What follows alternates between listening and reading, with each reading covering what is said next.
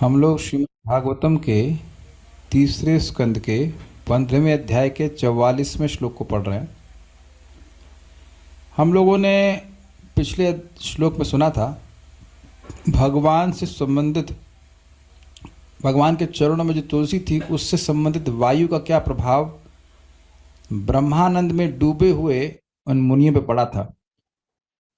तस्यारविंद नयनस्य पदारविंद किंजल्कमिश्र तुलसी मकरंद वायुः अंतर्गतः सविवरेण चकार तेषां संक्षोभमक्षरजुषामपि चित्ततन्वः।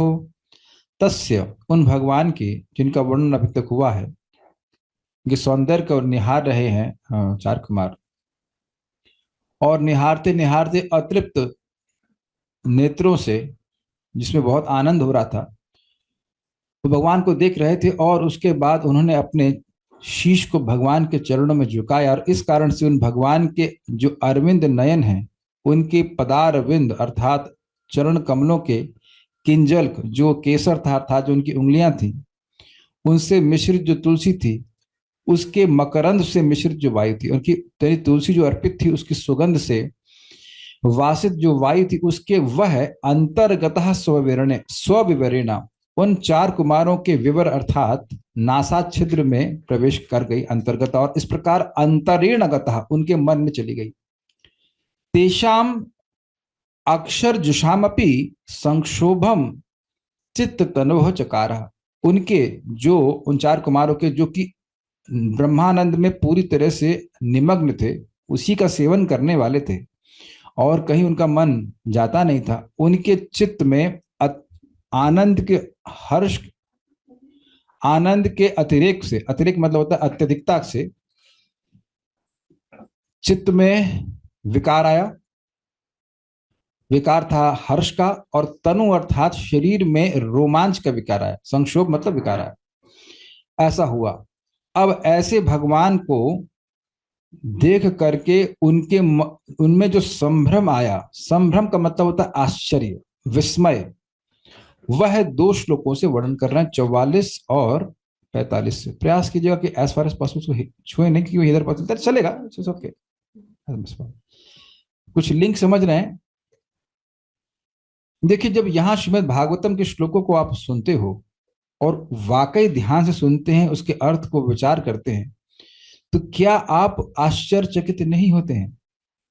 तो उत्तर बड़ा स्पष्ट है, आश्चर्यचकित होते हैं। भाई, इस श्लोक में इतनी सारी बातें, इतनी सारी बातें। तो इस प्रकार से जब व्यक्ति आश्चर्य प्रस्तुत करता है, उसको संभ्रम कहते हैं। तो संभ्रम मतलब बहुत ज्यादा, बहुत ज्यादा। तो यहाँ कोई बेहोश तो नहीं हो रहा है, ठीक है, आश्चर्य प्रस्तुत कर रहे हैं, लेकिन अभी उतनी भक्ति नहीं कि बेहोशी हो जाएगा। तो अब भगवान को देख रहे हैं, भक्ति प्राप्त है, तो भगवान का जो आनंद मिल रहा है, भगवान के रूप को देखकर, उनकी गंध को देखकर, सूंघ करके जो आनंद मिल रहा है, उससे इतना ज्यादा उनको आश्चर्य प्रस्तुत हो रहा है। जो आश्चर्य हुआ उसको 44 और 45 में वर्णन कर रहे हैं। ठीक है, ये कितने अद्भुत है, ये कितने अद्भुत है इस प्रकार का। ये बात फिर समझ लें, किसी भी रस का आधार अद्भुत रस है। ये मैं पहले भी समझा चुका हूं। कोई चीज बड़ी मीठी लगती है, बड़े मान लो खीर बड़ी अच्छी, अरे भाई बड़ी जबरदस्त बनी, तो आश्चर्य रस सभी रसों का आधार है। तो इतना इन्होंने रस अनुभव किया भगवान को देखकर, भगवान की संबंधित वायु को सूंघ करके, कि वह आश्चर्यचकित हो गए। तो इस आश्चर्य को यहाँ प्रकट कर, अतीव आश्चर्य को यहाँ प्रकट कर रहे हैं। फिर पीछे बोलिए।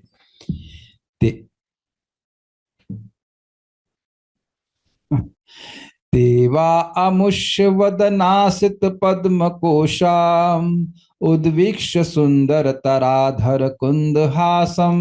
देवा अमुष्य वदनासित पद्म कोशम उद्वीक्ष्य सुन्दरतराधर कुन्दहासम् लब्धाशिषः पुनरवीक्ष्य तदीयमङ्घ्रे द्वन्द्वं नखारुणमणिश्रयणं निदध्युः। लब्धाशिषः पुनरवीक्ष्य तदीयमङ्घ्रे द्वन्द्वं नखारुणमणिश्रयणं निदध्युः। एक भक्त कह रहे हैं कि श्लोक दिखाई नहीं पड़ रहा है, क्या सभी को ऐसा हो रहा है? थोड़ा बारीक है। हाँ, अच्छा, जरा देख लीजिए कि ये लेटर्स दिखाई पड़ रहा है ना, बाकी देखिए अन्वय वगैरह भी दिख रहा है कि नहीं, नेट का इशू नहीं है, बस वो थोड़ा छोटा दिख रहा है, कोई बात नहीं, अब क्या कह सकते हैं, ठीक है। देवा अमुष्य वदनासित पद्म कोशम उद्वीक्ष सुंदर तराधर कुंद हासम। देवा अमुष्य वदनासित पद्मकोशम् उद्वीक्ष्य सुन्दरतराधर कुन्दहासम्। लब्धाशिषः पुनरवेक्ष्य तदीयमङ्घ्रि द्वन्द्वं नखारुणमणिश्रयणं निदध्युः। लब्धाशिषः पुनर्वेक्ष्य तदीयमङ्घ्रि द्वन्द्वं नखारुणमणिश्रयणं निदध्युः। देवा अमुष्य वदनासित पद्मकोशम् उद्वीक्ष्य सुन्दरतराधर कुन्दहासम्। देवा अमुष्य वदनासित पद्मकोशम उद्वीक्ष्य सुंदर तराधर कुंदहासम। लब्धाशिषः पुनर्वेक्ष्य तदीयमङ्घ्रि द्वन्द्वं नखारुणमणिश्रयणं निदध्युः। लब्धाशिषः पुनरवेक्ष्य तदीयमङ्घ्रि द्वन्द्वं नखारुणमणिश्रयणं निदध्युः। उन्हें भगवान का सुंदर मुख नीले कमल के भीतरी भाग जैसा प्रतीत हुआ और भगवान की मुस्कान खिले हुए चमेली के फूल जैसी प्रतीत हुई। देखिए थोड़ा समझ लें, श्रीधर स्वामी पाद बड़ा जबरदस्त बात बोलते हैं, इसको थोड़ा समझ लीजिए। ये है कमल का नीला फूल, अंदर से कैसा है, पीला है। तब ये क्यों कह रहे हैं कि भगवान का मुख जो है वह नीले कमल के अंदर भाग जैसा लग रहा है? देखिए बात समझिए अब। रुकिए, नहीं, मुख पे पीतांबर कहां से आ गए, रुक जाइए। जबरदस्त है। देखिए हो रहा है, इस बात को समझिए। भूत मतलब होना और अभूत मतलब जो कभी नहीं हुआ हो। तो यहां पर अभूतोपमा अलंकार है। जो कभी नहीं हुआ है, जो कभी हो नहीं सकता है, उस अलंकार का प्रयोग किया गया है। नीले कमल का अंतः भाग पीला होता है, नीला कभी हो नहीं सकता है, लेकिन नीले कमल का भाग अंदर से अगर नीला हो जाए तो वैसे भगवान का मुख लग रहा था। तो प्रश्न है कि नीले कमल के बाह्य भाग से तुलना क्यों नहीं कर रहे? तो चक्रवर्ती पास समझाते हैं कि देखिए बाह्य भाग, जो बाह्य पत्तियां हैं वो थोड़ी रुक्ष होती हैं, थोड़ी रूखी होती हैं। कमल को देखे होंगे आप, देखे कमल को, आप समझ में आ रहा है? किसी भी कमल को देखेंगे तो बाहरी पत्ती होती है, वो होती हैं थोड़ी रूखी होती हैं। तो वो तुलना कर दे तो ऐसा लगता है कि भगवान की जो चेहरा है उसका वो थोड़ा रफ है। दाढ़ी हो गई है यहाँ पे भी, समय मैं देख रहा हूँ हल्की हल्की दाढ़ी हो गई है, तो ये गाल जो है वो रफ हो गया है। आप अंतर समझ रहे हैं ना कि बच्चे का स्किन कितनी सॉफ्ट होती है। उस ऐसे हम लोग जब दाढ़ी वाड़ी कहीं तो कितना भी कर लीजिए, कोई बुढ़ा भी उसकी लटक भी जाए गाल, तब भी वह रफ रूखी होती है। तो अगर बाह्य इतना आनंद आ रहा है, क्या वर्णन कर रहे हैं। बाह्य पत्तियों से अगर तुलना करी जाती तो बिल्कुल ठीक था, कलर की दृष्टि से ठीक था, लेकिन वो रूखे होते तो लोग अंदाजा लगाते अच्छा वो रूखी पत्ती के जैसा सरफेस रूखा होता। नहीं, सॉफ्ट है। नीला कमल तो है, नीले कमल का अंदर वाला भाग अगर नीला होता तो वैसे भगवान लग रहे थे। इसे कहते हैं अभूत उपमा अलंकार। समझ में आ रहा है? अभूत उपमा नहीं समझ में आ रहा है तो मम्मी कहाँ है आपके? ही नहीं, उनसे समझ लेना। देखिए ये थोड़ा थोड़ा रिसर्च आप चैट जीपीटी पे कर लेना। अभूत उपमा, उपमा समझते हैं, उसके जैसा लग रहा है। तो उसके जैसा लग रहा है, मान लीजिए कि वह व्यक्ति बाघ जैसा है, तो बाघ होता है ना, तो आप समझ लें कि भाई बाघ जैसा वह है, शूरवान है, शूरवीर है। लेकिन ऐसी चीज से तुलना कर रहे हैं जो अभूत, जो कभी हुई ही नहीं, इसलिए कह रहे अभूत उपमा अलंकार। श्रीधर स्वामी पास समझाते हैं, समझ गए बात? ये नीला कमल का अंतर भाग से तुलना कर रहे हैं तो क्या दिक्कत है? नीला भाग तो पीला ही होता है। तो भगवान का चेहरा पीला है क्या? भगवान का वस्त्र पीला है, भगवान तो श्यामल वर्ण के हैं। तो वर्ण की तुलना तो वो नील कमल से बोल दी, असित शब्द से, असित मतलब श्यामल। अंत भाग कहने का आशय यह है कि भगवान का जो चेहरा है वो बहुत ही कोमल है, स्किन है, जो भी कह लीजिए उसके, अगर इस तरह से बोले तो बहुत कोमल चिकना है, रूखा नहीं है। क्लियर। अब दूसरी बात चमेली वाली बात आ रही है, चमेली कहां से आ गई? तो देखिए, बहुत सुंदर फोटो मिल गई, बिल्कुल समझ में आ गया होगा। देखिए भगवान के सुंदर सुंदर लाल लाल होठ हैं, एकदम क्लियर दिख गए। और दांत आपको लग रहे हैं ना, सफेद सफेद सुंदर सुंदर, चमेली के फूलों के जैसे। इसीलिए भगवान को क्या कहते हैं?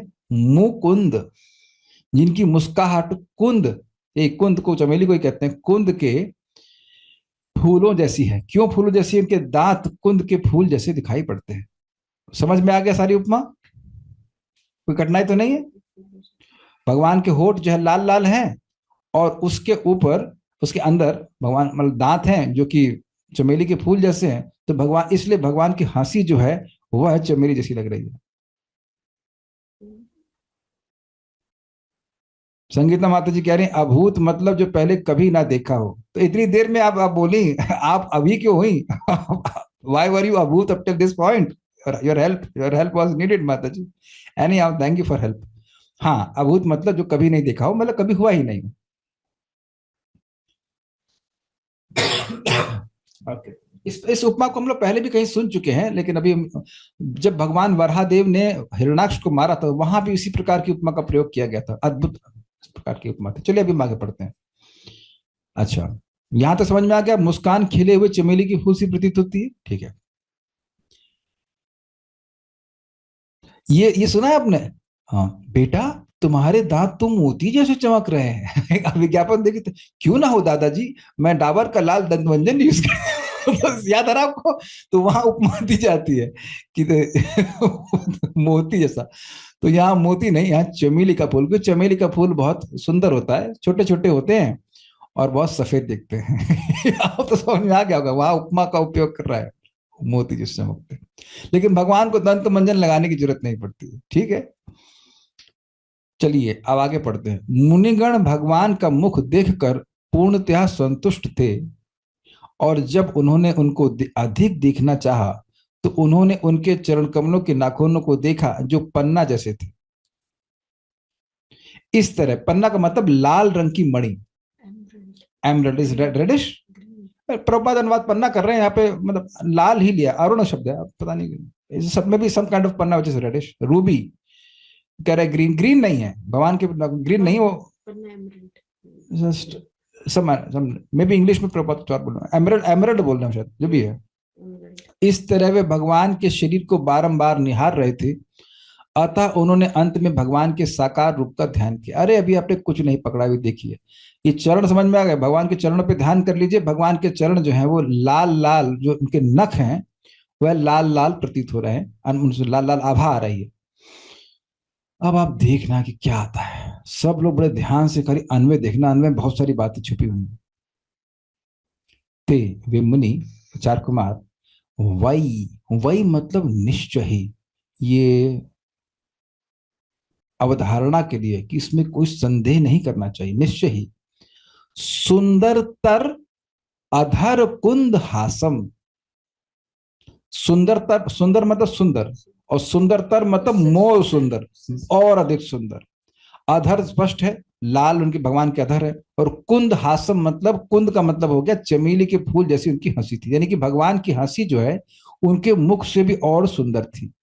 सुंदरतर तो मतलब किसी से तुलना कर रहे हैं, तो सुंदर क्या था? सुंदर तो भगवान के चरण भी थे, सुंदर भगवान का मुख भी है, लेकिन वह मुख से और सुंदर भगवान की हंसी भी लग रही है। आप देखिए, विचार कीजिए, कोई व्यक्ति सुंदर हो और फिर वह मुस्कुराने भी लगे, तो और अधिक सुंदर लगती है ना वो मुस्कुराहट। कोई सुंदर व्यक्ति क्रोधित करे तो अलग बात है, क्रोध तो कहीं प्रश्न नहीं भगवान में बन रहा है, लेकिन सुंदर भगवान का मुख है, उसके ऊपर भगवान की सुंदरतर अधर और वो चमेली के फूल जैसी हंसी को देखे। अधिक सुंदर लाल होठ में, भगवान के होठ और सुंदर लग रहे हैं, उसमें चमेली के फूल के समान दांतों से युक्त हंसी वाले। देखिए दांत यहाँ पे नहीं लिखा हुआ है, लेकिन आचार्य ने समझाया है कि भाई भगवान की जो हंसी है वह चमेली नहीं लग रही है। भगवान के जो मुख में दांत है, उनकी तुलना जो है वो कुंद, कुंद के मतलब चमेली के फूलों से की जाती है। नहीं तो सफेद लगे, किस चीज से उपमा दे रहे हैं, कुछ समझ में नहीं आ रहा ना बात। हंसी क्या सफेद लग रही है? हंसी सुगंधित है, क्या कहना चाहते हो? कुछ क्लियर नहीं हो रहा ना? तो आचार्य गणों ने समझाया है कि ये अन्यत्र से आप लेना चाहिए, मुकुंद शब्द की व्याख्या से लेना चाहिए कि भगवान के जो दांत है वो कुंद फूलों के समान लगते हैं। तो जब मुस्कुराते हैं तो ऐसा लगता है कि चमेली के फूल खुले हुए हों, समझे? इसलिए भगवान की मुस्कान को चमेली के फूलों से तुलना की गई है। ये क्लियर हो गया? समझ में आ रहा है? ऐसा जो भगवान मुस्कुरा रहे हैं तो उनके दांत दिख रहे हैं, दांत सुंदर ऐसे दिख रहे हैं, तो ऐसा लग रहा है कि मानो चमेली के फूल खिले हुए हो, ये बात ठीक है, इसलिए तुलना करिए। अमुष्य इन भगवान के वदन प्लस असित प्लस पद्म प्लस कोशम। वदन मतलब मुख, असित मतलब श्यामल नीले वर्ण का, पद्म मतलब कमल, और कोश मतलब अंतर्भाग। तो भगवान का मुख कैसा लग रहा है?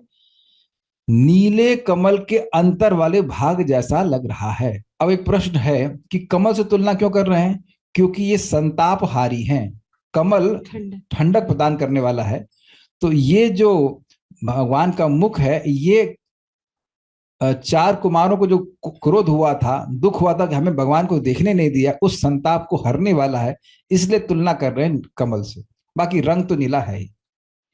जिनका मुख संताप हरने के गुण के कारण नीले कमल के अंदर वाले भाग की समानता उन भगवान को। देखिए कारण क्या है, ये तो आप समझिए कि नीले कमल से तो रंग की तुलना कर रहे हैं, प्लस वो नीले कमल का अंदर वाला भाग जो है यद्यपि पीला है, लेकिन मान लीजिए वो नीला था, तो अब वह नीला रंग जो है वो स्निग्ध है, वो चिकना है, वह है शांति, वह रूखा नहीं है। तो भगवान का जो मुख है वह इनके संताप को हरने वाला कमल के समान है, इसलिए उपमा दे रहे हैं। वो सुंदर है, और उससे सुंदरतर क्या है? भगवान की मुस्कान जो कि चमेली के फूलों की जैसी। उद्विक्ष्य ऊपर की ओर देख रही है, बहुत मजेदार है। फोटो तो आप लोग कई बार देख चुके, अब यहां नहीं दिखा पा रहा हूं, लेकिन एक बात बताइए, अपने जीवन में देखेंगे कि छोटा बच्चा किसी, उससे तो सभी लंबे होते तो वो हर किसी को कैसे देखेगा? क्यों नहीं होती? कैसे देखेंगे? कोई छोटा बच्चा किसी लंबे व्यक्ति को कैसे देखेगा? ऐसे ऐसे देखेगा कि नहीं देखेगा? भगवान लंबे हैं और ये बेचारे छोटे। 5 साल का बच्चा तो वैसे भी छोटा है। अगर थोड़ा सा अपने हिस्ट्री में जाइए, याद है जब आप एकदम छोटे से थे और नर्सरी में जा रहे थे एकदम बैग टांग करके, तो सब आपको बड़े दिखाई पड़ते थे। चाचा चाची मम्मी ताई सब लंबे लंबे दिखते थे आपको ऐसे ही दिखते थे ना, मम्मी पापा। क्यों? याद आ रहा है आपको अपनी स्थिति? तो बड़ा सुंदर एक एक शब्द, उद्विक्ष मतलब ऊपर की ओर से देख रहे हैं। चरण तो दिख गए बच्चों को, बच्चा ही बोल रहा है उनको, और ऊपर भगवान को बिल्कुल प्रेम से देख रहे हैं। भगवान के चेहरे, भगवान का चेहरा उनके सामने नहीं है, मैं आप लोगों के सामने देख सकता हूँ चेहरा, लेकिन वो ऐसे ऊपर देख रहे हैं, नीचे से ऊपर ऐसे देख रहे। ओ सो नाइस, शब्द कितना सुंदर है, उद्विक्ष ऊपर की ओर देख रहे। एक भक्त कह रहा है कितना डिटेलिंग की है। जी हाँ, love means attention to details, और एक शब्द पे आचार्यों ने कितना विचार किया। समझ में आ गया? उद्विक्षा, उद ऊपर, वीक्ष मतलब देखकर। लब्धाशिषा, लब्ध प्लस आशीषा, हमें आशीर्वाद मिल गया है। ये अनुभव किया कि उन्होंने अपने जीवन का लक्ष्य प्राप्त कर लिया। अब इसका क्या मतलब है? देखिए, कुछ लोग पूछ रहे थे कि ये ब्रह्मानंदी कैसे पहुंच गए भाई, वैकुंठ कैसे पहुंच गए? ये तो ब्रह्म के अनुभव में लगे हुए हैं। तो इसमें टीका में बिल्कुल स्पष्ट कहा गया है, और आगे और क्लियर होगा। ब्रह्मा जी जो इनके पिता हैं वो शुद्ध भक्त हैं, और इनके भाई नारद जी शुद्ध भक्त हैं, उन्होंने कृपा करी थी। तो हम समझ रहे हैं कि उन्होंने आशीर्वाद दिया होगा कि बेटा तुमको भगवान का दर्शन प्राप्त हो, भक्ति करो तुम्हें भगवान का दर्शन प्राप्त होगा। तो आज वो कह रहे कि लब्ध आशीष। मान लीजिए किसी को कोई व्यक्ति साधु कहे भाई तुमको जस्ट फॉर एग्जाम्पल तुमको नौकरी मिल जाएगी, तो जो वो बोला आज, जब उसको नौकरी मिलेगी तो क्या बोलेगा? मुझे आशीर्वाद प्राप्त हो गया। एक तो आशीर्वाद आपको वचन मिल गया, लेकिन जब आशीर्वाद क्या कहेंगे, चरितार्थ नहीं कहेंगे इसको, मतलब एक्चुअली एक्चुएट हुआ, मतलब आपको वास्तविक रूप से प्राप्त हुआ, तो आप कहेंगे हाँ ये आशीर्वाद प्राप्त हो गया। लब्ध आशीष मतलब हमारा मनोरथ पूर्ण होगा, ये अर्थ। Got it? तो इनको जो ब्रह्मा जी बोले थे, इनके डैडी बोले थे कि भगवान ऐसे हैं ऐसे हैं ऐसे हैं ऐसे हैं, तो आज ये भगवान को उसी रूप में देख करके कह रहे कि हाँ हमारे जीवन के सारे मनोरथ, हमारे जीवन का सारा लक्ष्य पूर्ण हो गया है, और ये हम सबके संग होगा, फलित हो गया है। This is a very nice word. किसने बोला? शिवानी माता जी। Yes, perfect. कि जो आशीर्वाद हमें गुरुजनों से मिला वो आज फलीभूत हो गया, ये शब्द है, फलीभूत हो गया। कि बेटा तुमको भगवान की भक्ति प्राप्त होगी। ये कई बार हुआ भाई सब, कई बार। मुचकुंद महाराज जब भगवान श्री कृष्ण को देखेंगे तो वो कहेंगे हाँ, गर्ग मुनि ने मुझे आशीर्वाद दिया था कि मुझे आपका दर्शन प्राप्त होगा, आज हो रहा है। गर्ग मुनि ने मुचकुंद महाराज को बहुत पहले आशीर्वाद दिया था कि तुम्हें भगवान कृष्ण का दर्शन प्राप्त होगा। तो गुरुजनों के आशीर्वाद से, भगवान के आशीर्वाद से, क्षमा कीजिएगा, भक्तों के आशीर्वाद से भगवान का दर्शन प्राप्त होता है। तो जब दर्शन प्राप्त होता है तो व्यक्ति को सोचता हाँ लब्ध आशीष, समझाए। आशीर्वाद मिलने से ही मनोरथ पूर्ण नहीं हो जाता है, लेकिन जब मनोरथ पूर्ण होता है तब व्यक्ति समझता है कि हाँ हमारा आशीर्वाद हमको मिला। ये कई बार आप लोग महसूस भी करते होंगे, कुछ भक्ति में कुछ भी आपको कुछ सुख मिलता है, कुछ उपलब्धि होती है तो हाँ ये हमारे गुरु जी के आशीर्वाद से प्राप्त हुआ है, वो आशीर्वाद दिए हैं, वो प्रसन्न इसलिए ऐसा हमको आज मिल रहा है। तो इसलिए कह रहे हैं कि उन्होंने अनुभव किया कि उन्होंने अपने जीवन का लक्ष्य प्राप्त कर लिया। देखिए बात क्या हो रही है, जीवात्मा को सुख चाहिए और असीमित सुख चाहिए। आज ऐसा असीमित सुख भगवान के द्वारा प्राप्त हो रहा है तो वो कहे कि हम पूर्ण हो गए, अब हमें और कुछ नहीं चाहिए। ठीक है, अब देखिए, नख प्लस अरुण प्लस मणि प्लस श्रयणम, नखारुण मणि श्रयणम। भगवान के नख ही लाल मणि, अरुण शब्द का मतलब क्या होता है, अरुण मतलब लाल, जो सूर्य की रश्मियां होती हैं, मतलब किरणें होती शुरुआत में, उनको अरुणा कहते हैं, लाल लाल होती ना, अरुण मतलब लाल। भगवान के नख ही लाल मणि अर्थात चिंता मणिवत सर्व मनोरथ पूरक के रूप में एवं सारे अज्ञान का नाश करने के गुण से युक्त प्रकाशमान थे, और उनके आश्रयभूत तदीय मंग्री द्वंदम, भगवान के चरण युगल को। इतना बात समझिए कि बोला क्या जा रहा है। ये देख लिए भगवान के मुख को, अब मुख देख करके तृप्त नहीं हो रहा है, लेकिन चरण से भी तृप्त नहीं हो रहा है, इसलिए फिर चरण को देख रहे हैं। समझ पाए, पहले चरण देखे, चरण की जो तुलसी मिश्रित वायु थी वो उसको सूंघे, उसी से वो बोल्ड हो गए। उसके बाद ऊपर देखे बच्चे ऊपर देखे तो भगवान का मुख बड़ा सुंदर लग रहा है, और अब नीचे का एक्सपीरियंस है, चरण को देखने का एक्सपीरियंस, वहां से भी तृप्त नहीं हो रहे थे, आपको याद होना चाहिए। अब न वितृप्त मुदा, बड़े आनंदित हुए थे, तो अब उसको फिर लालच लग रहा है कि इधर भी देखे चरण को भी देखे, तो वापस चरण पे पहुंच गए। आप समझ, आप चरण चार कुमारों के साथ ही है कि नहीं, पहले चरण पे, फिर भगवान को ऊपर देख रहे हैं, फिर वहां उनको अपने भगवान के चरणों के को देखने से जो आनंद की प्राप्ति हुई उसको देखने की प्रिया हुई, तो वो नीचे देख रहे हैं ये हिसाब किताब है भैया। आप पगलाने वाले हो, हम सब लोग पगलाने वाले। जब भगवान सुख अनुभव प्रकट कराएंगे ना, तो भगवान का रस, भगवान का रूप, भगवान का गंध सब एक साथ आता है और मन पगला जाता है कि क्या अनुभव करें। देखिए एक सिंपल सी बात है, कभी बहुत बढ़िया फीस्ट खाए, मैं उदाहरण दे रहा हूँ, बहुत बढ़िया फीस्ट खाए हो अगर भाग्य है तो सारे आइटम अच्छे हैं, तो व्यक्ति सोचता है कि ये खाएं कि वो खाएं। मान लो उसने छोला चख लिया, बड़ा अच्छा लगा, उतने में उसने आइसक्रीम मतलब वॉटेवर कुछ और भी खा लिया, अब उधर मन कर रहा है कि छोला भी खाना है, तो खाओ तो एक बार में एक ही चीज ना, आप एक बार में एक ही चीज खाएंगे ना, 6 चीज तो नहीं खा सकते एक साथ।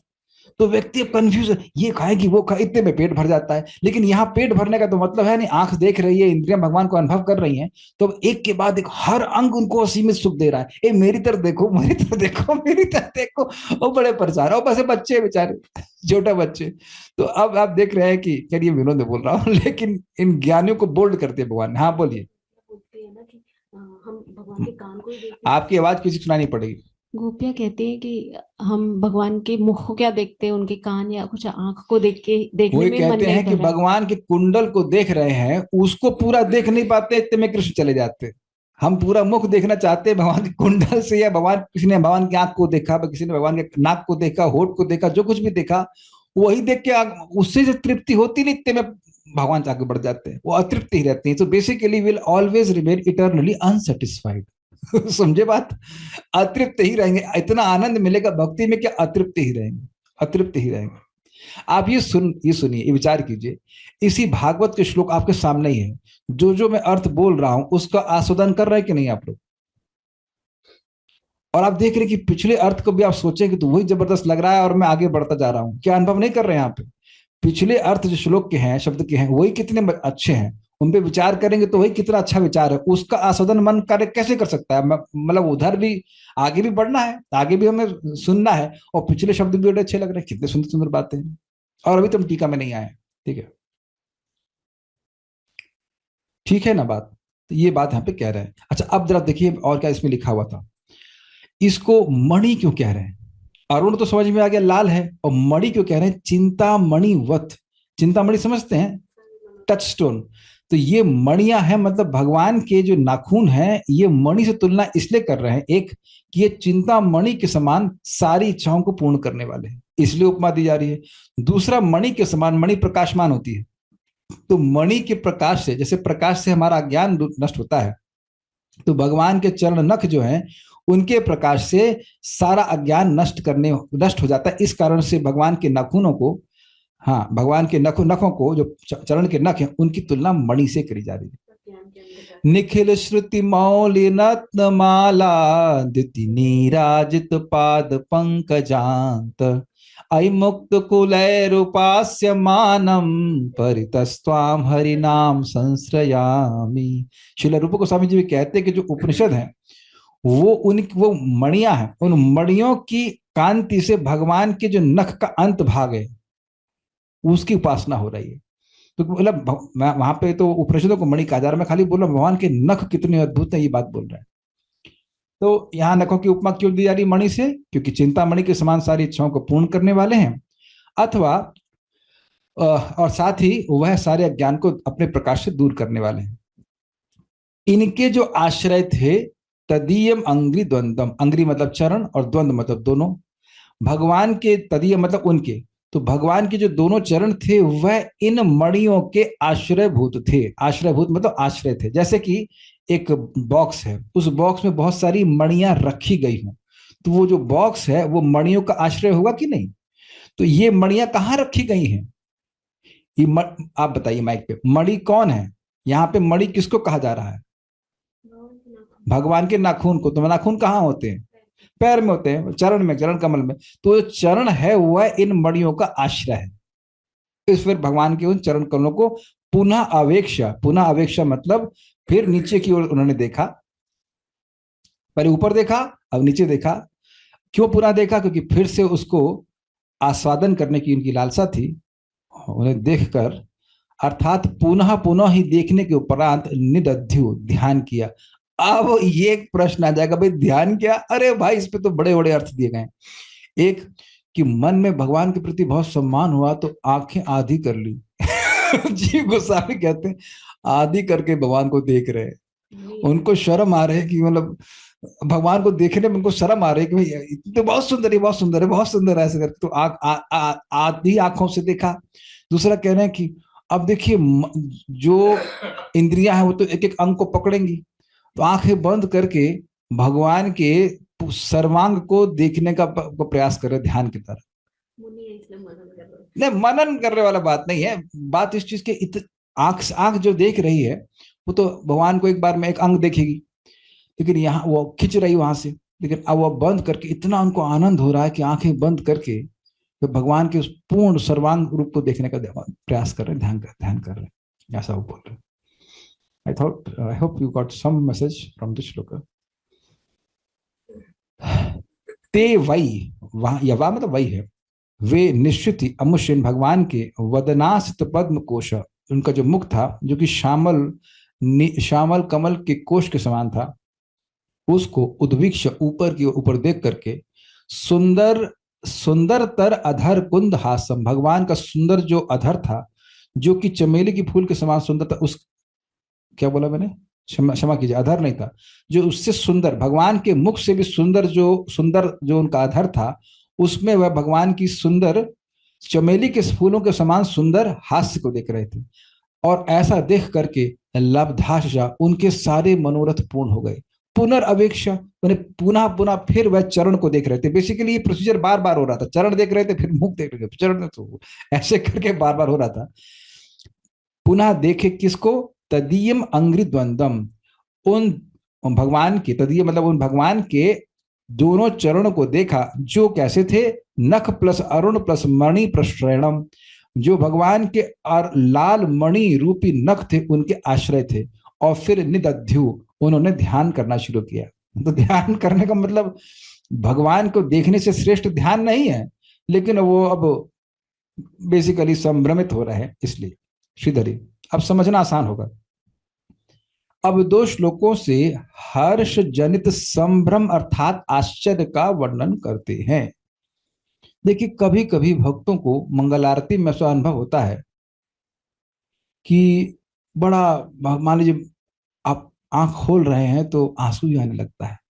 मैं एक कुछ एग्जाम्पल दे रहा हूँ, और वो कोई झूठा आंसू नहीं होता है, असली मतलब एक आनंद है या कुछ भी भाव उत्पन्न हो रहा है, तो उसमें व्यक्ति आंखें बंद भी कर लेता है कि वो बाहर एक्सटेसी, जो कुछ मुझे एक्सटेसी नहीं कह सकते, लेकिन वो भाव बाहर नहीं, थोड़ा थाम लेता है। तो यहाँ इतना उनको आश्चर्य हो रहा है कि उनका मन मतलब आनंद से बिल्कुल से ना पागल हो जा रहा है, तो उसको कंट्रोल नहीं कर पा रहे, इसलिए आंखें बंद करके वो ध्यान कर, भाई ये अद्भुत अद्भुत है, अद्भुत ऐसे करके। I mean I cannot imitate anything, क्योंकि मैं उस स्तर पर नहीं, लेकिन मैं कुछ अंदाज लगा रहा हूँ कि उन्हें क्या अनुभव हो रहा होगा, अंदाज ही लगा सकते हैं, अभी तो हम कहाँ उस स्तर पे हैं कुछ, लेकिन ऐसा था। श्री भगवान का मुख ही नील कमल के कोश के समान था। कोश मतलब अर्थात नील कमल का भीतरी भाग, ठीक है। असित पद्म कोश में अभूतोपमा नामक अलंकार है, क्योंकि नील कमल का कोश पीला होता है, नीला नहीं। यदि नील कमल कोश भी नीला हो जाए तब जाकर उसके समान श्री भगवान का मुख हो। मतलब ये थोड़ा अजीब तरह से लैंग्वेज है, लेकिन बेसिकली भगवान के मुख की तुलना तो हम भगवान से, मतलब बेसिकली वो, अगर आप इस नीले कमल के अंदर वाले भाग को भी नीला कर दीजिए तब वो भगवान के मुख जैसा लगेगा, ऐसा कहना चाहिए, नॉट दैट कि भगवान का मुख उसके जैसा हो जाएगा। समझ रहे होंगे आप। श्री भगवान के अत्यंत सुंदर लाल लाल ओष्ठ होठ थे, तथा उसमें कुंद के समान श्वेत वर्ण की हंसी थी। ये भी स्पष्ट समझ आ रहा है, कुंद मतलब चमेली, और चमेली वो दांत से उपमा दी जा रही है। इस तरह के श्री भगवान के मुखमंडल को देखकर उन मनुजनों का मनोरथ पूर्ण हो गया। चमेली दिख गए और आपको भगवान के दांत भी दिख गए, और ऐसी भगवान की सुंदर हंसी भी है। Is it okay? अच्छा फोटो मिल गया है, क्योंकि भगवान के मकर मतलब मकर मकर की शेप तो नहीं है, लेकिन कुंडल जरूर दिख रहे हैं। आपने सुना था कि भगवान के जो गाल हैं वह चमचमाते हुए मकराकृति कुंडलों को मंडन अर्थात आभूषण के रूप में शोभित करने के योग्य हैं। याद आ रहा है? कुछ पढ़ा था, कल ही तो पढ़ा है। okay. भगवान के नख ही अरुण वर्ण के मणियों के समान चमक रहे थे, और वे मुनि उन नखों के आश्रय स्वरूप चरण युगल को पुनः देखने लग गई। हिंदी सबको समझ में आ गई? भाई ये नाखून कहाँ देख रहे हैं आप? भगवान के चरणों में है। तो चरण कमल जो है वो इन लाल लाल नाखूनों के आश्रय। देखिए अब आपके मन में संदेह आ जाएगा, ये फोटो में ऐसा लग रहा है कि भगवान के चरण में आलता लगा है ना? लगा भी है। एक फोटो रिप्रेजेंटेटिव फोटो, भगवान कृष्ण की फोटो है। ये बछड़ा भी कितना प्यारा लग रहा है। So cute. ये बछड़े तो कम से कम दिखते हैं इस तरह के प्यारे प्यारे। तो खैर हम ये कह रहे हैं कि यद्यपि यहाँ भगवान के आलता लगाया गया है, और यहाँ असली मतलब इस फोटो में, लेकिन ना इस एटलीस्ट इस डिस्क्रिप्शन में वर्णन नहीं है कि भगवान के आलता लगाया गया कि नहीं लगाया गया। आलता समझते ना, लाल। लेकिन आप देखेंगे कि लोगों के जिनके शरीर में खूब खून होता है, गोरे होते हैं, तो उनके नाखून लाल होते ही हैं। ये तो आप लोग सब लोग समझ रहे हैं कि नहीं? उनका किसी का चेहरा लाल होता है, किसी का नाखून भी लाल होता है, बहुतों को तो पीलिया होता रहता तो बेचारे के नाखून पीले रहते हैं। आजकल दूध किसको खाने को मिल रहा है। लेकिन आप ये समझ रहे होंगे बात, तो भगवान के जो नाखून है वह कोई रंग से लाल नहीं हुए हैं, ये केवल फोटो रखा है ताकि समझ सके आप। वो स्वतः लालिमा से युक्त हैं और चमक भी रहे। ये भी देखेंगे कि आजकल तो सब नेल पॉलिश लगाते रहते, नहीं तो नाखूनों में सहज चमक होती है। तो आप समझ रहे हैं, जब इस जगत में जड़ नाखूनों की चमक होती है, तो भगवान के नाखून कितने चमकते होंगे उसको तो हम कल्पना भी नहीं कर सकते हैं। तो सहज चमक है और उसमें लालिमा से युक्त है, इसलिए उनको अरुण वर्ण की मणि से तुलना कर रहे हैं। फिर उन्होंने नीचे दृष्टि डालकर बार बार उनके चरणों को निहारा, लेकिन संपूर्ण अंगों की सुंदरता को एक साथ ग्रहण करने में असमर्थ होने के कारण अंततः वे स्थिर होकर ध्यान मग्न हो गए। समझे? मन उधर से आनंद दे रहा है, चरण आनंद दे रहे, हाथ आनंद, सब आनंद ही आनंद दे रहे हैं, तो उसको है हाँ वो विभोर हो गए। एग्जैक्टली वर्ड, आनंद विभोर होकर के ध्यान मग्न हो ये लिखे बोल्ड हो गए, that's also okay, but mainly point is कि वह आनंद विभोर हो गए। अब आप ये बताइए कि अगर कोई कहे, कोई कहे नहीं, प्रभुपाद कह रहे हैं कि 16 माला जप करो, 4 नियमों का पालन करो, तो मैं भगवान के धाम में ले जाऊंगा। तो बताइए ऐसा आनंद अगर कुछ सालों के बाद ही मिल जाए तो क्या ये कम पेमेंट है या ज्यादा पेमेंट है? बहुत कम पेमेंट है ना। अच्छा, दूसरी बात, क्या 16 माला करने में क्या पसीना आता है? कौन व्यक्ति को यहाँ 16 माला करने में पसीना आया है आज तक जीवन में? और लाइट चली गई हो तो अलग बात है, तो लाइट चली जाए तो आप भजन ना भी करो तो भी पसीना आना है। Is it not? कितना सुंदर प्रपात जी ने व्यवस्था करके रखी है, कितना कंपैशन। और ध्यान रखना कि अपने सेवकों की बात भगवान जरूर सुनते हैं। प्रभुपाद जी जो बोले हैं उस बात पे विश्वास करना चाहिए। Things are very simple. यही भागवत आशीर्वाद देती है। जब इस प्रकार की महिमा सुनते हैं, इतना ऐसा दर्शन मिलेगा, ऐसा जीवन मिलेगा शाश्वत रूप से। यहाँ तो इन्हें एक बार मिल रहा है तो एकदम लगता है लट्टू हो गए, और आप वैकुंठ चले जाएंगे तो पार्षद तो हमेशा ही ऐसा अनुभव करते हैं, पूरा अनादि काल, सॉरी अनंत काल तक आनंद ही आनंद।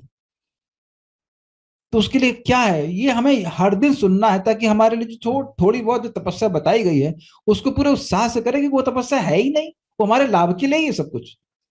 Is it not? चलिए पढ़ते हैं। सारार्थ दर्शनी बहुत जबरदस्त है। इस प्रकार तुलसी के गंध के द्वारा जिनका प्राण शोधित हुआ। अरे भाई ये टू मच है, अब उसको समझिए विज्ञान को। प्राण समझ में आ गया, सांस। तो नाक से स्विवरेणा, उनकी नाक के छिद्र से तुलसी जो भगवान के चरणों में थी, उससे उसकी सुगंध से वासित वायु थी, ऐसे गई अंदर गई, ठीक है ना। तो उनका मन आनंदित हुआ और पूरे शरीर में रोमांच हो गया। तो कह रहे पहले क्या हुआ, प्राण शोधित हुए। प्राण, जो उनके प्राण थे वे पवित्र हो गए। उन सनकादि मुनियों को इंद्रियों के प्राणों के अधीन होने के कारण पहले नेत्रों द्वारा रूप माधुर्य ग्रहण करने का अधिकार प्राप्त हुआ। ये क्या कह रहे हैं, बड़ा मजेदार है। देखिए, हमारी सारी इंद्रियां प्राणों से क्रियान्वित होती है, ठीक। तो प्राण पवित्र हो गए, जो जो प्राणिक एनर्जी है जिसके द्वारा सारी इंद्रियां चलती हैं, तो जब वही पवित्र हो गई तो इंद्रियां पवित्र हो गई कि नहीं? Got it? तो अब उन इंद्रियों को, प्राण पवित्र हो गए तो इंद्रियां पवित्र हो गई, तो इंद्रियां पवित्र हो गई तो इंद्रियों को भगवान के रूप माधुर्य का आस्वादन करने का अधिकार प्राप्त हो गया। Got it? पहले प्राण पवित्र हुए और उसके बाद इंद्रियां पवित्र हो गई। भगवान गीता में कहते हैं मद चित्ता मदगत प्राण। मदगत प्राण का मतलब होता है कि उनकी सारी इंद्रियां मुझ में लगी रहती। एक अर्थ है, बाकी और भी अर्थ हो सकते हैं। कुछ समझ पा रहे हैं बात? इतना पता है ना कि प्राण से सारे कार्य करते हैं। सृष्टि तत्व पढ़ाया गया था ना, प्राण व शक्ति से हमारी सारी इंद्रियां कार्य करती हैं। हम इच्छा करते हैं, भगवान हमारी इच्छा को देखते हैं, फिर प्राण शक्ति को क्रियान्वित करते हैं, प्राण शक्ति मन को क्रियान्वित करती है और मन से फिर इंद्रियां क्रियान्वित होती हैं।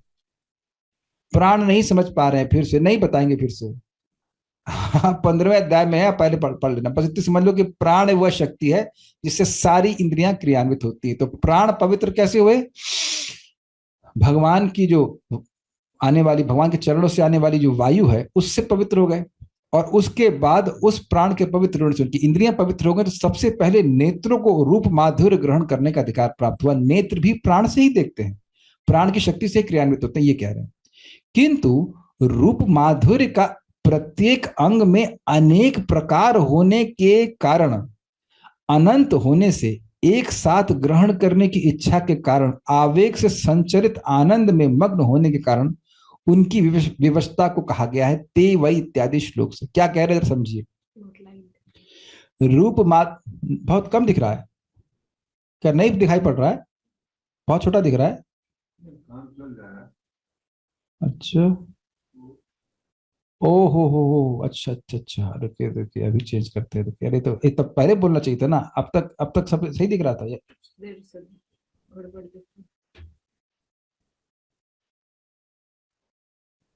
पहले बोलना चाहिए ना भाई।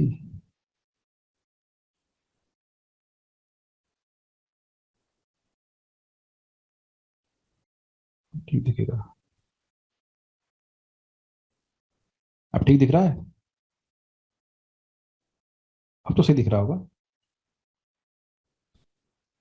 अब सही दिख रहा है सबको? वो अब तो ब्लर दिख रहा होगा, अलग बात है, अन्यथा फॉन्ट बड़ा हो गया होगा। ठीक है। इस प्रकार तुलसी के गंध के द्वारा उनका प्राण शोधित हुआ। उन सनकादि मुनियों को इंद्रियों के प्राणों के अधीन होने के कारण पहले नेत्रों के द्वारा रूप माधुर्य ग्रहण करने का अधिकार प्राप्त हो। ये क्लियर हो गया। उसके बाद अब हुआ ये कि भगवान के रूप में हर अंग में असीमित सुख देने की क्षमता है, चाहे चरण हो, चाहे भगवान का मुख हो, चाहे भगवान के कुंडल है, चाहे भगवान का होठ है, चाहे उनकी हंसी है। ये समझ में आया बात? तो अब ये एक इंद्र की बात हो रही है। जो नेत्र हैं वो नेत्र भगवान के रूप के माधुर्य को पकड़ रहे हैं, उसको पकड़ नहीं पा रहे हैं, क्योंकि इतना इतना रस सब तरफ से आ रहा है। और उसका जो उसके बाद कह रहे हैं कि ये अनंत है, और एक साथ ग्रहण की इच्छा के कारण वो एक साथ चाहते हैं कि चरण को भी देख लें और मुख को भी देख लें और हंसी को भी देख लें और कान को भी देख लें, कि सभी जगह आनंदमय है। तो उसकी जो बहुत अधिक इच्छा आ रही है, कर नहीं पा रहे हैं। भाई विवशता कब होती है? करना चाहे और कर ना पाए तभी अपने को व्यक्ति विवश मानता है कि नहीं मानता? ये सबको समझ में आ रहा है ना?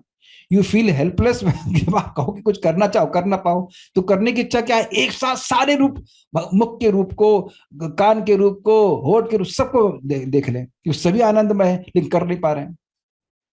और आनंद का आवेग, आवेग समझ रहे, सैलाब समझते हैं, सैलाब आनंद का एकदम बहाव आ रहा है, और उसमें उनका मन जो है मग्न हो गया है। इस कारण से वो विवश हो गए, कुछ करने की क्षमता नहीं हुई। तो किस प्रकार से विवश हो गए वह ये श्लोक कहता है। उम्मीद है कि आप इस लैंग्वेज को समझ पा रहे हैं। वही निश्चितता के अर्थ में प्रयुक्त हुआ है, मतलब ऐसा नहीं सोचना चाहिए कि ये माइथोलॉजी है। आज एक भक्त से बात हो रही थी, तो उन्हें कोई व्यक्ति बोला कि हिंदू माइथोलॉजी के अनुसार ये भगवान है। हमने कहा यार तुम जब पहले ही माइथोलॉजी मान लिए हो तो तुम भगवान का निर्धारण कैसे कर रहे हो? जो चीज गप है, कोई गप है, माइथोलॉजी मतलब गप, किसी ने गप बोली और उसको आप स्वीकार कर रहे हो, तो गप को स्वीकार करने वाला ही बेवकूफ है। आप शास्त्र को जब माइथोलॉजी बोल दिए तो उसके अनुसार आप भगवान का निर्धारण कैसे करेंगे? कोई गप, भगवान का निर्धारण गप से थोड़ा होता है। इसीलिए बार बार यहाँ पे वही शब्द आ रहे हैं, बार मतलब कई बार श्लोकों में आ रहा है कि इसमें कोई अनिश्चितता नहीं करनी चाहिए कि भगवान से ऐसा असीमित सुख चार कुमारों को मिला कि नहीं मिला, निश्चित ही ऐसा था। देखिए अब ये वही बोलने का जरूरत क्या है, क्योंकि इस जगत में किसी को रूप को देखिए तो ऐसा सुख नहीं मिलता। किसी भी व्यक्ति को कितना भी सुंदर हो, कोई भी दृश्य थोड़ी देर देखेंगे बाद में मन हट जाता है। स्पेशली भक्ति में आने के बाद आप ट्राई करना, किसी जगह आप चले जाइए। मैं बाली गया था बहुत साल पहले, तो वहां वो कहे चलो आपको समुद्र दिखाने ले चलते। मेरे को खास इंटरेस्ट नहीं था, लेकिन उन्होंने कहा चलो ले जा रहे हो। लेकिन एक सेकंड के लिए या 3-4 सेकंड बड़ा सुंदर समुद्र है, फिर नजर वहां से हट जाती। ये आप लोग देख रहे हैं कि नहीं देख रहे हैं? भक्ति में आने के बाद तो और दिखता है कि क्या रूप है, कुछ रूप नहीं है। एक सेकंड देखा फिर मन हट जाता है, कुछ नहीं। तो ऐसे रूप का तो अनुभव ही नहीं ना यहाँ पे जगत में किसी को जिसमें अनंत सुख मिले। तो इसलिए कह रहे हैं वही, इसमें कोई संदेह नहीं करना चाहिए। कौन बोल रहे हैं? ब्रह्मा जी और देवताओं को। देवताओं ने भी ऐसा रूप नहीं देखा है, इसलिए कह रहे हैं वही निश्चित समझो कि भगवान का रूप इस प्रकार का है। वदन असित वदनासित पद्म कोशम, मुख ही नील कमल का कोश है, अर्थात बाहरी रुक्ष दल पटलों से रहित आंतरिक भाग। ये समझे? जो कमल का बाहर वाला भाग है, वो जो पत्ते हैं वह रूखे होते हैं, उससे रहित जो अंदर वाला भाग है वैसा भगवान का मुख था। नीले कमल का अंदर वाला भाग था, कोशम मतलब अंदर वाला भाग। क्लियर?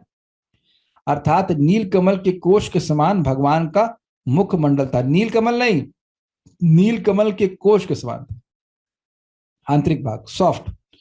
उद्विक्ष मतलब ऊपर की ओर देखकर, अर्थात उत्कृष्ट माधुर्य रूप में जो भगवान का मुख आस्वाद्य है। ये क्या मतलब है?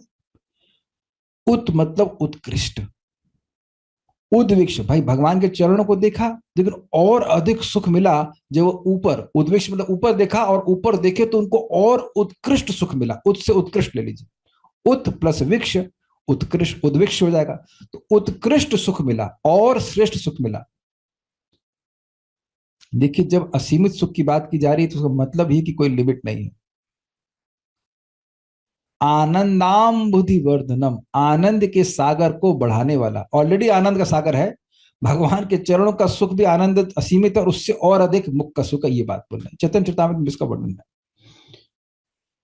और उसके मध्य भी, यानी भगवान के मुख के मध्य भी सुंदर तराधर कुंद हासम, अरुण वर्ण के मनोहर अधरों पर यानी होठों पर कुंद कुसुम यानी चमेली के फूलों के समान मधुर हास्य देखकर मुनिगण अत्यंत आनंदित हुए। स्पष्ट है यहां मुख का माधुर्य उत्कृष्ट है, ठीक है, अधरों का माधुर्य उत्कृष्ट तर है, और उस अधर पर हास्य परिहास का माधुर्य उत्कृष्टतम है। यह भाव है। क्लियर? कठिनाई नहीं है। सबसे सुंदर लग रहा है मुख, मुख से सुंदर लग रहा है होठ, और होठ से भी सुंदर लग रहे हैं मुस्कान। लब्धाशिष, पिता ब्रह्मा और भ्राता नारद ने पूर्व में भक्ति के लिए जो आशीर्वाद दिया था, उसके फलस्वरूप उन मुनियों को वह आशीर्वाद प्राप्त हुआ, अर्थात वे अपने मनोरथ को प्राप्त हुए। क्या मनोरथ था?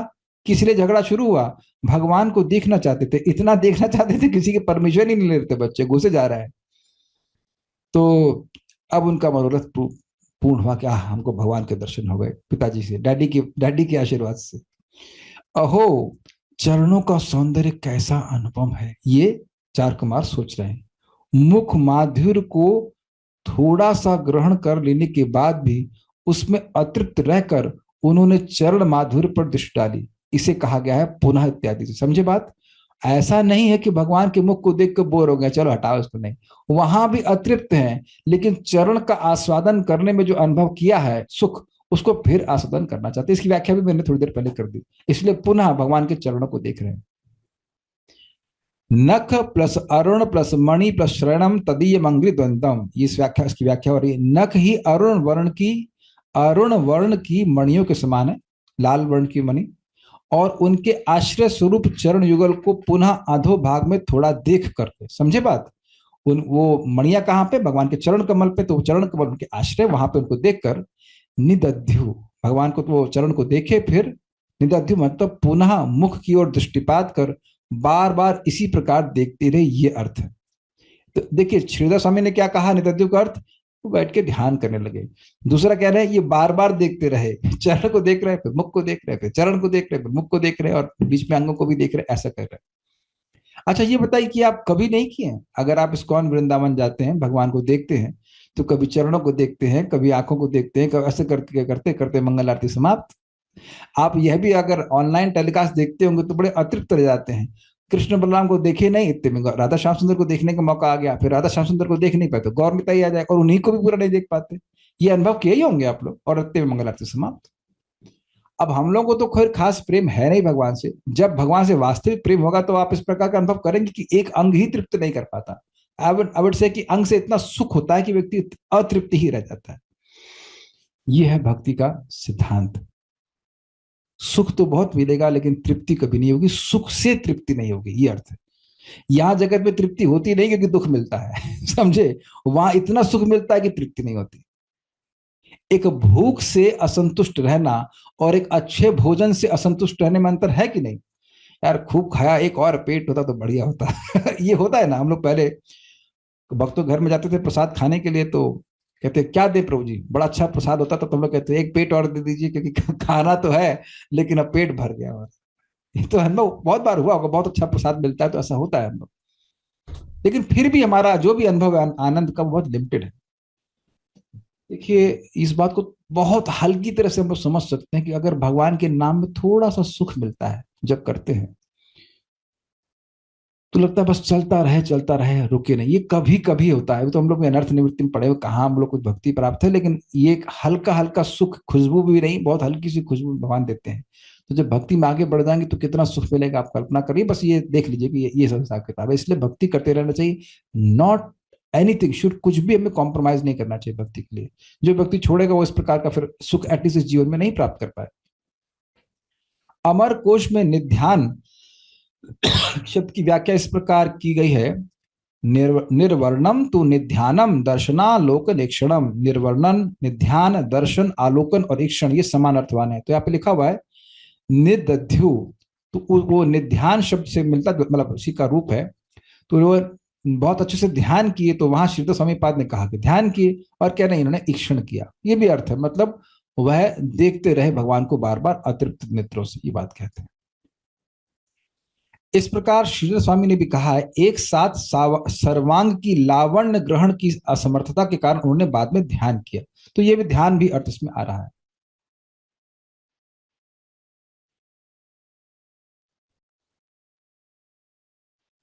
एक शब्द मैं बोलूंगा, देखिए लावण्य का मतलब क्या है?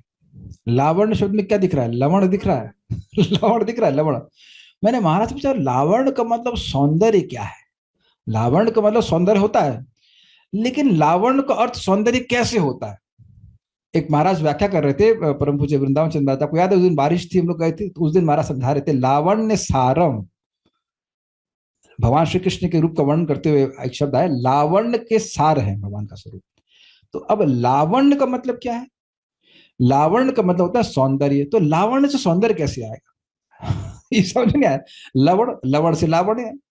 तो महाराज ने समझाया कि देखिए, नींबू वगैरह कुछ होता है ना, नींबू का स्किन, समझ रहे हैं, नींबू का जो छिलका होता है वो बहुत कठोर होता है। लेकिन आप सभी लोग, माता जी लोग जानते हैं कि जब नमक डालते हैं, उसमें अचार बनाने के लिए नमक डालते हैं, तो वो गल जाता है कि नहीं गल जाता है? मुलायम हो जाता है कि नहीं? अरे भाई मजा, आप सुनिए सुनिए, ध्यान सुनिए। तो लावण्य मतलब इतना सौंदर्य कि व्यक्ति का जो कठोर चित्त है वह भी देख के उसको पिघल जाए, जैसे नमक से नींबू का छिलका पिघल जाता है। इस प्रकार से लावण्य का अर्थ सौंदर्य होता है। कुछ समझे आप? अमेजिंग था ना? This was brilliant, this was brilliant explain. I was so happy कि मैं उस क्लास में था, वेरी हैप्पी। कुछ लिंक समझ पाए आप लोग? इतने सुंदर भगवान है कि कठोर से कठोर चित्त वाला भी भगवान को देखता है तो उसका चित्त जो है पिघल जाता है। जैसे नींबू का छिलका कठोर होता है, ऐसे नहीं चबा सकते, लेकिन नमक में डाले रहते तो वो पिघल जाता है। तो लावण्य सारम, तो इस लावण्य को यानी सौंदर्य को ग्रहण करने की असमर्थता के कारण उन्होंने बाद में ध्यान किया। हम उसको पूरा पकड़ नहीं सकते, ऐसे करके बस सोच रहे थे। इसी प्रकार यहाँ लब्धाशा प्राप्त मनोरथ, और आगे 46वें अंक के में उद्धृत श्लोक में पित्रानुवर्णित रह, पिता ब्रह्मा के द्वारा जो रह अर्थात रहस्य, जो भगवान का रहस्य अर्थात भक्ति बताया गया था, वह जिनके पास है। इन दोनों वाक्यों द्वारा यह सिद्ध होता है कि भक्तों की कृपा के अनुगामी श्री भगवान की कृपा से ही उनकी भक्ति उत्पन्न हुई। देखिए बात क्या क्या कह रहे हैं, समझिए। इन्होंने इन्होंने आशीष को प्राप्त किया, यानी कि आशीष पहले कभी मिला था। तो मिला कब था? भगवान से तो मिला नहीं था, मिला था ब्रह्मा जी से और नारद जी से। और आगे भी वो कहेंगे कि पित्रा अनुवर्णितः रहा, हमारे पितृ ने, हमारे ब्रह्मा जी ने जो कहा था भगवान के बारे में, जो रहस्य बताया था, वह आज हमें, उसकी वजह से हम भगवान को देख पा रहे हैं। तो बिल्कुल क्लियर हो रहा है कि भगवान की प्राप्ति जो उनकी हुई है वो ब्रह्मा जी के आशीर्वाद से हुई है। जो व्यक्ति ब्रह्मानंद में लीन है, तो अब यहाँ तो ब्रह्मानंद से श्रेष्ठ कोई वस्तु है नहीं, और भगवान की भक्ति नहीं करेगा तो भगवान के अनुभव होगा नहीं। अग्रीड? तो भगवान की तरफ जाएगा ही क्यों? नहीं जाएगा, एक्चुअली नहीं जाएगा। जैसे हम लोग विषय भोग में पड़े हुए हैं, तो अब अगर भगवान के भक्त हमको भक्ति प्रदान ना करें तो हम भक्ति कभी नहीं करने वाले थे। उसी प्रकार से जो ब्रह्मानंद में पड़े हुए हैं वह भी भगवान की भक्ति नहीं करने वाले हैं। तो भक्त जब अनुग्रह करके उन्हें भक्ति के बारे में बताते हैं, भक्ति का रहस्य, रहस्य है ना, रहस्य मतलब जिसको आप ना जाने, तो जो ब्रह्मानंद में पड़ा हुआ है उसके लिए भगवान के स्वरूप में जो आनंद है वह तो रहस्य ही हुआ ना। हमारे लिए भी तो अगर हमें भगवान की भक्ति के बारे में नहीं सुनने को मिलता तो ये रहस्य रहता ना कि भगवान इतने सुंदर है, ये नाम इतना सुंदर है, हरे कृष्ण मंत्र कितना रसमय, ये कथा रसमय है। ये रहस्य है कि नहीं? जिन लोगों के माता पिता भक्त नहीं है उनके लिए आपकी भक्ति करना रहस्य है कि नहीं? पगला गए, पता नहीं क्यों इतना सुबह शाम जप करता है, कथा सुनता है, उनको समझ में नहीं आ रहा है ना, उनके लिए रहस्य हुआ कि नहीं है? तो ये जो भक्ति का रहस्य था ये ब्रह्मा जी को कल्टीवेट हुआ था, ब्रह्मा जी को प्रकट हुआ था। वो बोल चुके हैं ज्ञातोस्मि अद्य, आज भगवान मैं आपको जान गया हूं और आपको नहीं जानते हैं जीव, यही सबसे बड़ा दोष है उनका। मतलब एक दोष यही है उनका, केवल एकमात्र दोष है कि भगवान को नहीं जानते क्योंकि भक्ति नहीं करते। तो ये रहस्य क्या है? भक्ति के द्वारा भगवान जाने जाते हैं। तो ये बात ब्रह्मा जी ने 4 कुमारों को बताई थी। इस कारण से अगले 46 श्लोक में आएगा कि वह बोलते हैं, ये मुनिगण बोलेंगे कि ब्रह्मा जी ने बोला हमको, हमें भक्ति का रहस्य पता, इसलिए हमें आपका आज दर्शन प्राप्त हो रहा है। तो कह रहे हैं कि इससे ये सूचित होता है कि भगवान की कृपा भक्तों के पीछे चलती है, और ये है सिद्धांत, ये कभी इकट्ठा नहीं है। भगवान की कृपा भक्तों की कृपा के पीछे ही चलती है। अब देखिए, किंतु श्री भगवान की कृपा की प्रचुरता के कारण भूमपा व्यपदेशः भवन्ति, अर्थात इस न्याय के अनुसार ही, इस न्याय के अनुसार ही श्री भगवान की कृपा से सनकादि मुनियों को भक्ति प्राप्त हुई, और उसी भक्ति से उन्हें श्री भगवान के माधुर्य का अनुभव हुआ। यह प्रसिद्ध है। नोट पढ़ के मैं समझाऊंगा।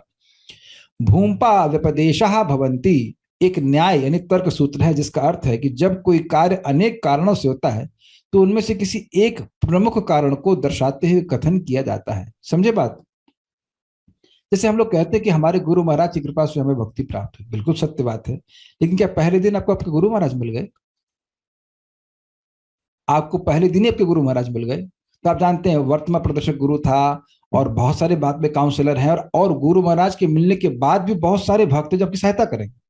परम पूज्य वृंदावन चंद्र महाराज मेरे दीक्षा गुरु तो नहीं है, तो क्या उनकी कृपा नहीं? बहुत कृपा हुई, बहुत कृपा हुई। परम पूज्य राधा गोविंद महाराज तो मेरे दीक्षा गुरु नहीं है, तो क्या? अरे उनकी वजह से तो भागवत पढ़ने में कुछ रुचि हुई है।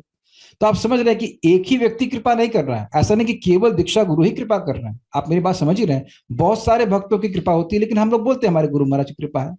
अन्यों की कृपा भी गुरु महाराज के आशीर्वाद से ही, ऐसा समझ लेना चाहिए। लेकिन यहाँ पे कह रहे हैं कि ब्रह्मा जी की कृपा हुई, नारद जी की कृपा हुई, लेकिन हमने यह भी सुना कि भगवान ने अपनी रति शक्ति का, प्रेम मतलब प्रेम प्रदान करने वाली शक्ति का आशीर्वाद चार कुमारों को दिया।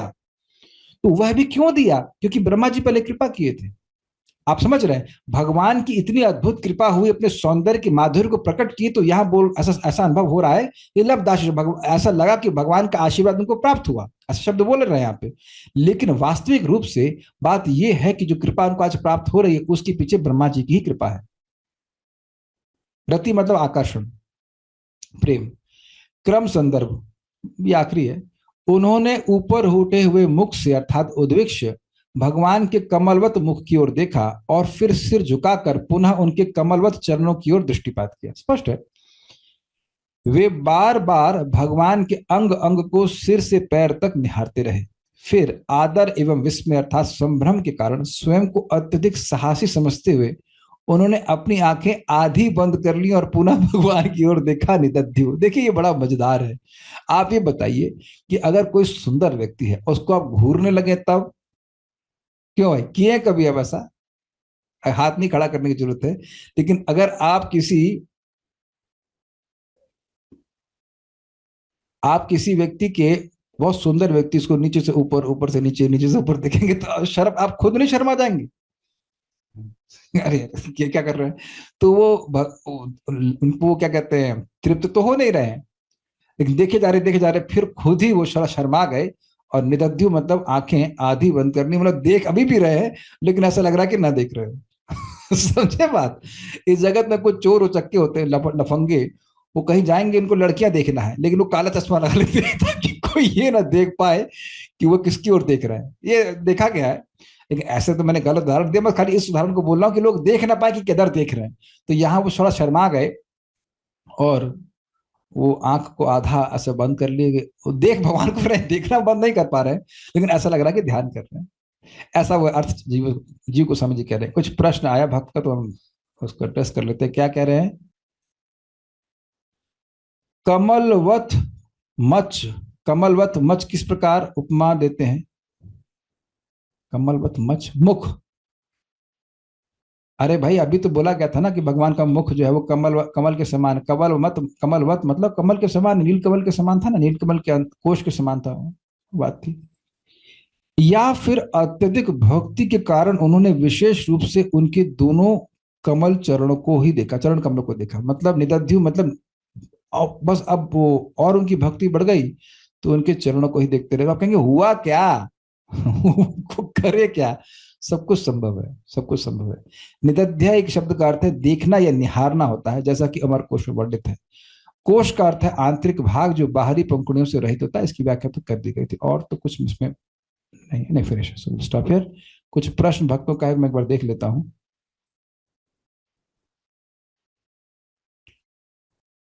आप कृपया मुझे इंग्लिश में नहीं बताइए, इंग्लिश में टीका क्या लिखी है? Don't refer to that, I don't refer to English always. Bangla, देखिए बात समझिए, अंग्रेजी संस्कृत से बहुत दूर है, तो अगर अंग्रेजी से हिंदी में अनुवाद करूंगा तो अर्थ अलग प्रकार का होता है। आप कृपया बांग्ला, बंगाली है ना कल्याण प्रभु, अपनी बांग्ला बुझते पारी, तो अपनी अपनी বাংলাটা পড়বেন, তখন আমি আপনারা তখন আপনি আমার প্রশ্ন করতে হবে, अन्यथा ना वे, अथवा नहीं। ठीक है ना?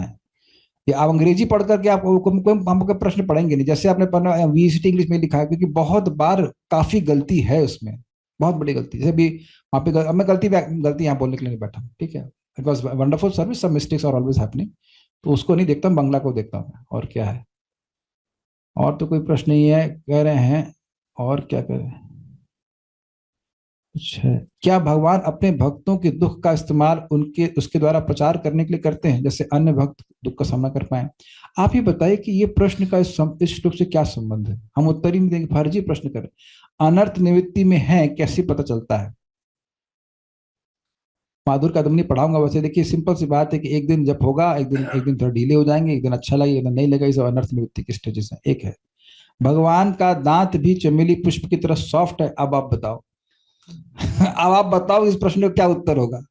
ये अकलमंदी वाला प्रश्न है कि मंद अकल वाला प्रश्न है? आप लोग हमेशा अंत में खराब प्रश्न क्यों पूछते हैं? कुछ समझ में नहीं आता है। उपमा क्यों दी जा रही है? भाई देखो, एक बात समझो, उपमा को खींचना नहीं चाहिए। भगवान भगवान के किसी भी अंग की तुलना इस जगत की किसी वस्तु से नहीं की जा सकती, ये समझ रहे हैं? तो केवल यहां तक कि चमेली के पुष्पों की सफेदी भी तुलना नहीं कर सकते। वो दिव्य सफेदी है, उसका दिव्य सौंदर्य है, वो अंदाज देने के लिए है। नहीं तो आप क्या समझेंगे कि भगवान के दांत कैसे हैं?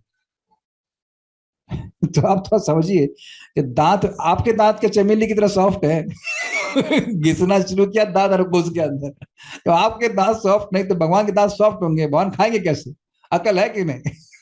हंसी आती, कैसे प्रश्न करते हैं। प्रश्न है तो कीजिए, बना के मत करिए। Anyways, I hope you enjoyed the shloka. This is how we should live, this is how we should live, hearing about Krishna. आगे जाके यही चार कुमार कहते हैं, बिना हरेर कर्ण पीयूष पानात। आहा, क्या शब्द है! बिना बिना हरेर कर्ण पीयूष पानात। हर व्यक्ति को किसी भी आश्रम में हो, ऐसे जीवन को ढालना चाहिए, सेट करना चाहिए कि बना भगवान हरि के कथा के अमृत को कान से पिए बिना वो रहे नहीं। बिना हरेर कर्ण पीयूष पानात। बहुत बहुत धन्यवाद। एक लास्ट प्रश्न, अगर खराब हुआ तो नाम लेके बोलेंगे। अब जिसने खराब प्रश्न किया उसका नाम अनाउंस करके बोलेंगे। आप प्रश्न करने से पहले सोच देना। अगर भक्त को आशीर्वाद दे और उस भक्त के नसीब में नहीं हो उसको मिलना, तो क्या भगवान अपने भक्त के दिए आशीर्वाद को पूरा करते हैं क्या? ये बहुत अच्छा प्रश्न आपने किया, बहुत अच्छा प्रश्न किया। शिवानी शरण माता जी का प्रश्न, दिस रियली रियली नाइस। इसका उत्तर 11वें स्कंद में आ रहा है। देवता कर्म सचिवा। देवता जो है वो हमारे कर्म के सेक्रेटरी है। सेक्रेटरी मतलब उतना करेगा जितना बोला जाएगा। लेकिन भगवान और भगवान के भक्त वो हमको देते हैं, और दे सकते हैं और देते हैं जो हमारे कर्म में नहीं है। आपने बड़ा अच्छी बात बोल दी। देखिए, कोई ऐसा मैच अब देखना चाहेंगे जो पहले से फिक्स्ड हो, पहले से निर्णय हो गया हो कि ये आदमी जीतेगा? वो विल लाइक टू वॉच। तो हमारा कर्म इसी प्रकार से, जो पहले कर्म निर्धारित कर दिया, इतना रोग आएगा, इतना ये होगा वो होगा, तो वो सब होना है, उसके बारे में सुनना चर्चा करने में कोई खास दम नहीं है। लेकिन क्या फिक्स नहीं है? भक्ति। मतलब भक्ति आपके कर्म से मिलती ही नहीं है। सुनाई पड़ रहा है? आपके किसी कर्म से, मेरे किसी कर्म से भक्ति नहीं प्राप्त है। देखो फंडा क्या है, थोड़ा समझ लो, आप स्वयं भी अनुभव करेंगे। एक छोटी सी बच्ची है, वो प्रीचिंग करती है, वो उनका मन में एक बोला, प्रभु जी I become overwhelmed when I see people living Krishna consciousness. अभी ना दीक्षा, मतलब फॉर्मली दीक्षा वगैरह कुछ नहीं हुई है, छोटी बच्ची है, लेकिन भक्ति करने के कारण उनके मन में इस प्रकार की बड़ी भावना आ जाती है कि भक्ति छोड़ क्यों रहे हैं। तो अभी एक पहले भी आती थी, प्लीज टाइप कीजिए, बताइए, पहले भी आप लोगों को देख के दुखी होती थी कि भक्ति में क्यों नहीं आ रहे, हम खुद ही भक्ति में नहीं थे तो दूसरे के बारे में क्या सोचेंगे? तो ये कहां से आ रही है? ये कहां से आ रही है? भक्ति करने की वजह से आ रही है। वो समझ रहे हैं बात? तो जो भक्त हैं उनके हृदय में जो भक्ति करते हैं, भक्ति बढ़ती है, तो जो भी सामने आता है उसके प्रति क्या भावना आती है? काश यह भक्त बनता। क्यों राधिका प्रभु, आप भी प्रभु जी को इसीलिए लेके आए ना कि आप भक्ति करके खुश हैं, आप ये भी कुछ भक्ति करें। अच्छा, आपको पता नहीं था कि आप इतने भक्त में आगे बढ़ जाएंगे? अग्रीड। इसीलिए आप भी प्रीचिंग कर रहे हो कि आज हम जिसको लेके आ रहे हैं, कौन जाने वो कितना आगे बढ़ जाए। मानते हैं? मानते हैं ना बात को? तो आप समझ रहे हैं कि भगवान की भक्ति करने की वजह से ये फीलिंग आती है। भक्त के सामने आने मात्र से उनका संकल्प होता है, काश यह जीव भी भक्ति करता, उसमें हमारा कर्म कुछ नहीं, बस भक्त के सामने आ गए तो ये संकल्प हो जाता है। और फिर कथा सुनने लग गए तो कहने की बात क्या है। इसको महाराज बड़े सुंदर तरह से समझाते हैं कि भाई देखिए, भक्ति का कंट्रोल केवल एक ही तरफ से नहीं कि आपका प्रयास है, भक्तों का आशीर्वाद भी होता है, भक्तों का आशीर्वाद होता है। ये महाराज समझाने की कोई ड्राइविंग ट्रेन होता है ना, कार होती है, इसमें ड्राइविंग सिखाई जाती है, तो एक स्टीयरिंग सीखने वाले के पास होती है और एक स्टीयरिंग उस वाले के पास होती है जो सिखा रहा होता है। ऐसी भी कारें होती हैं कि मान लो गड़बड़ हो जाए तो संभाल ले, है ना? तो उसी प्रकार से भक्तों का आशीर्वाद किस रूप में आता है? उनका संकल्प कि भाई ये भगवान की भक्ति में आगे बढ़े।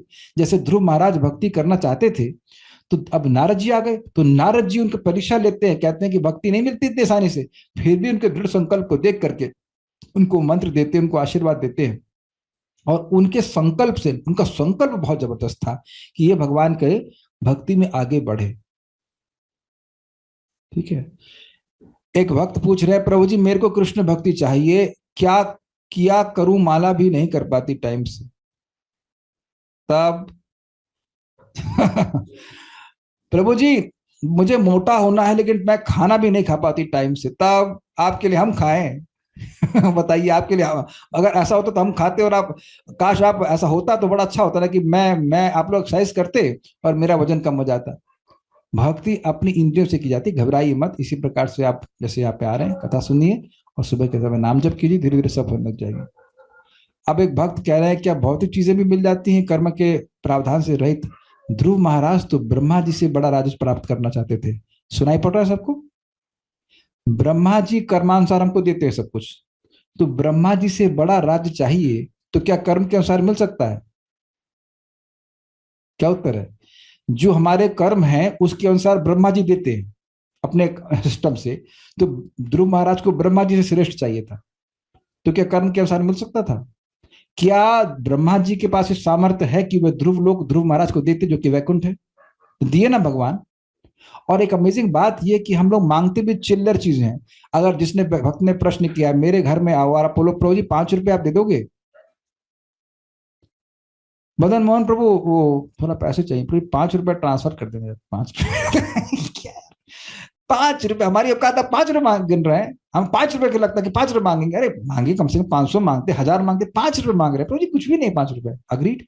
तो कोई अगर ये सोचे कि भगवान हमको ये भौतिक चीज नहीं दे सकते, वो अपराध है भाई। सब कुछ दे सकते। भगवान स्वयं बोल रहे मद भक्ति लभते अंजसा, मेरी बड़ी आसानी से भक्ति प्राप्त हो जाती है। भाई साहब आज एक व्यक्ति आए थे, भगवान ने करीब प्रवचन सुने, वाला नाम नहीं रख रहा हूँ, उनकी 2.5 लाख सैलरी थी और चेहरा एकदम दुखी था बेचारे का। भक्त है, भजन नहीं कर रहे। हमने कहा मेरी तो सैलरी कुछ नहीं है और तब भी मैं आपसे अधिक सुखी हूं। मैं अपनी तुलना नहीं कर रहा हूं, मैं वो मछली हूं जो पानी में है और आप वो मछली हो जो पानी के बाहर है, बस ये बात।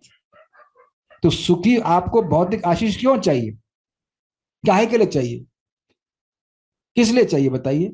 जब आप देह ही नहीं हो तो देह से संबंधित कोई भी वस्तु प्राप्त करके कैसे सुखी हो जाओगे? इतना तो अकल में घुसना चाहिए ना। विचार करना चाहिए। तो भौतिक मांगना ही बेवकूफी है। और अगर आपका भौतिक अर्थ यह है कि भगवान हमारा योगक्षेम वहन करेंगे तो वो तो कर ही रहे हैं। कौन भूखा मर रहा है भाई? प्लीज जल्दी से हैंड रेस करो, मैं आपके लिए लक्ष्मी इकट्ठी करवाने के लिए जाता हूं। कौन भूखा मर रहा है? कोई भूखा नहीं मर रहा, सबके सर पे छत है। कोई तो यहाँ पे रोड साइड पे बैठ कर नहीं सुन रहा है। अरे रोड साइड पे सुन रहा होता तो मैं बोलता ना, अबे फोन खरीदने के पैसे किराए देने के नहीं है, फोन भी तो 8-9 हजार रुपए का आता है तब। तो इसलिए यह सोचना कि भगवान कोई भूखा मार रहा है तो ऐसा हो नहीं सकता। प्रभु जी आपकी क्लास लेती हूँ, पूरी बात समझ में नहीं आती है। That's a very good question. हम उम्मीद भी नहीं करते कि पूरी बात समझ में आए, लेकिन जब करते रहेंगे तो बात समझ में आएगी। ठीक है। वैसे मुझे लगता नहीं कि सभी लोगों को सारी बात समझ में आती होगी, ऐसा मैं उम्मीद नहीं कर रहा हूं। फिर आप आ क्यों रहे? इसका मतलब है कि पूरी बात समझ में नहीं आती है फिर भी आनंद सुख मिलता है। तो सोचिए वो दिन जो आपको मेरी पूरी बात समझ में आने लग जाएगी। और कुछ लोगों को मैं देख रहा हूँ, मुझे प्रसन्नता है कि जो कोई विचार करते हैं, कुछ बात करते हैं, तो उन्हें काफी बातें मेरी समझ में आती है। अच्छा ये हो रहा है कि आपको मेरी बात काफी समझ में आ रही है? अच्छा कितने लोगों को ये स्टेज में थे कि मेरी बात कुछ समझ में नहीं आ रही थी और सुनते सुनते सुनते काफी बातें समझ में आने लग गई? एक वक्त ने वोट दिया हमको, 2-3 लोग वोट देने, वेरी गुड। कह रहे बहुत कोशिश करती हूँ समझने की, अच्छी बात है करते रहिए, लेकिन समझ में तभी आएगा कि भाई कब से पढ़ा रहा हूँ, 3 साल से पढ़ा रहा हूँ। जो कोर्स 3 साल से किया जा रहा है उसको आप आज ज्वाइन करेंगे तो आज एक ही दिन में समझ में आ जाएगा। धीरे धीरे समझ में आता है। और कुछ? ठीक है। अब भक्त कह रहे समझ में आता है तो सीनियर भक्तों को समझ में आ रहा है। ओके सो ठीक है, so will stop now. Thank you so much.